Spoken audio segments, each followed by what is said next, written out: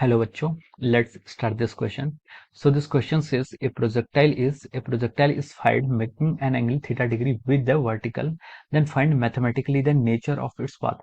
हमें यहाँ पर क्या बताना है, इसकी पाथ की इक्वेशन या फिर इसके पाथ का जो नेचर है वो यहाँ पर फाइंड आउट करना है। तो देखिए इस क्वेश्चन का जो आपका की कॉन्सेप्ट है, ये क्वेश्चन आपका क्या है, प्रोजेक्टाइल मोशन की बेसिक थ्योरी से क्या होगा, सॉल्व होगा।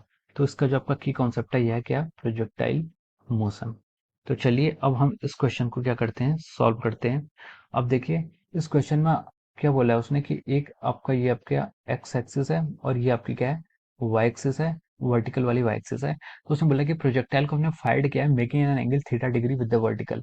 यहाँ पर मान लीजिए अब ये आपका प्रोजेक्टाइल का क्या पाथ है, इस बार आपने क्या किया, जो एंगल आपका है वो क्या है, वर्टिकल डायरेक्शन से थीटा डिग्री का एंगल आपने लिया है। वर्टिकल डायरेक्शन से आपका ये एंगल कितना है, थीटा डिग्री एंगल है।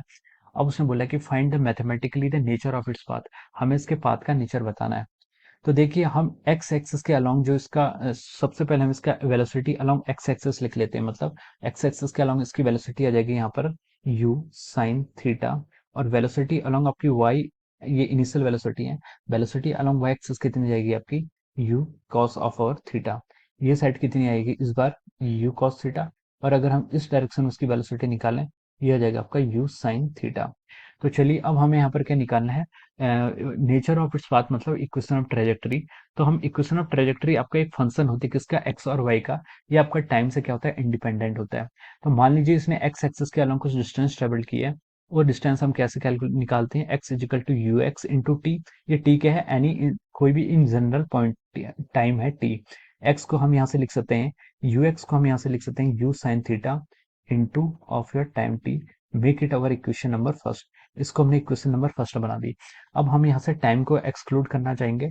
इसको एक्सक्लूड करने के लिए हम यहाँ पर वाई एक्सिस के अलोंग को इक्वेशन, सबसे बेस्ट इक्वेशन आपकी यही इक्वेशन रहेगी, Y equal to U I T plus half A Y into T का स्क्वायर।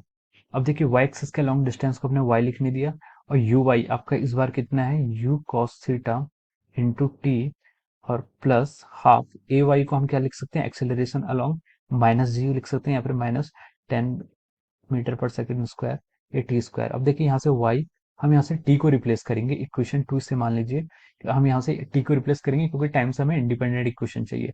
तो आएगा u cos थीटा, और टाइम को हम यहाँ से लिख सकते हैं x divide by u sine theta minus G by two into T का स्क्वायर।